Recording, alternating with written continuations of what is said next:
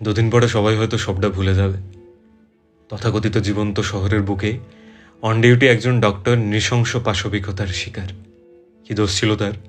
একজন মেয়ে হয়ে নিজের ওয়ার্ক স্পেসে নিজেকে সেফ ভেবে ফেলেছিল, আর তাই কেউ দেখল না।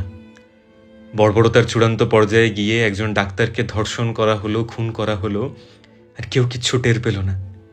কলেজ কর্তৃপক্ষ প্রথমে আত্মহত্যা বলল, তারপর গল্প বানালো।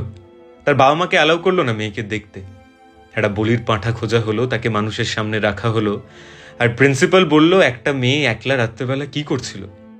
কিছু না স্যার, আপনাদের দেয়া নাইট ডিউটি করছিল। আর সেই নাইট ডিউটি চলাকালীন আপনাদের কলেজে চলতে থাকা কিছু জঘন্য র্যাকেট, যেটার কথা হয়তো আপনি আগে থেকেই জানতেন, সেটা ও জানতে পেরে গেছিল, কিন্তু আপনার মতো মানতে পারেনি। আর তাই বুঝে আপনাদের এত চেষ্টা, এত সত্যিটা সামনে না চলে আসে। কিছু বড় বড় মুখ খুব অপেক্ষা করছে জানো, যাতে রাস্তায় চলতে থাকা এই প্রতিবাদ মিছিলগুলো থেমে যায়। রাস্তায় যারা বেরিয়েছে তারা যেন আবার নিজেদের কাজে ব্যস্ত হয়ে যায়, আর সবাই সবটা ভুলে যায়। কিন্তু এবার কেউ কিছু ভুলবে না, এবার কিছু থামবে না। স্বাধীনতার মাসে আগের বছর আমরা স্বপ্নকে হারিয়েছিলাম, মৌমিতাকে হারতে দেব না। আমাদের চাই না কোনো স্বাধীনতা দিবস, আমরা শুধু সত্যিটুকু জানতে চাই, বিচারটা জানতে চাই, আর দোষীদের শাস্তি চাই।